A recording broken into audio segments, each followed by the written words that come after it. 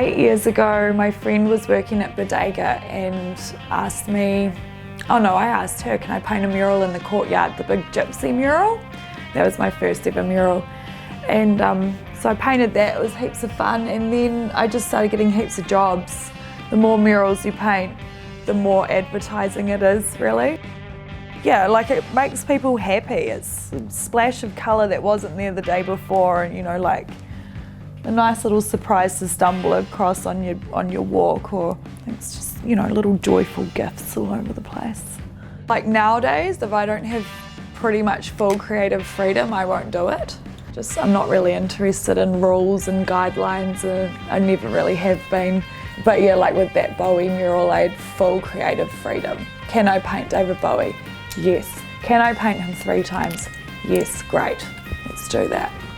I like to make my public art interactive, and I was like, well, what do you do? What would I like to be doing if I'm like waiting around for the bus? I would like to be looking at some cool stuff, preferably shopping, window shopping, and then I'm like, oh, I could turn this into like a window boutique with clothes and everything, and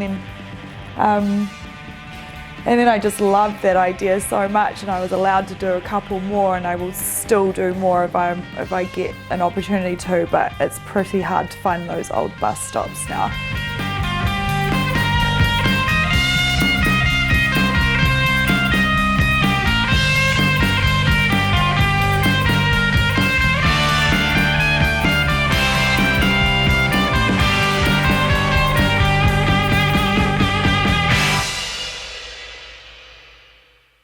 I think I started making clothes at about 6 or 7. Yeah, the first thing I made was a tutu, and my mum had just made me these curtains, and she told me that she didn't like the netted curtain behind it. So that immediately I'm like, well, that's fantastic tutu material, I'll make a tutu. And I just cut this big rectangle out of the curtain, made a tutu, got a big smack for that. I don't know how this happened, but I was at Bunnings one day, saw some chain, some padlocks, bought 30 metres, and this is 30 metres of chain. Took about 2 days to make. But yeah, wore it to my party, it was a good time, and then once I started feeling a bit drunk, I had to get out of it before I lost the keys. These boots I found on Trade Me, so I like to use recycled stuff, secondhand stuff. Found them on Trade Me for like 60 bucks, and was like, what am I going to paint on them, because I can't just have plain boots.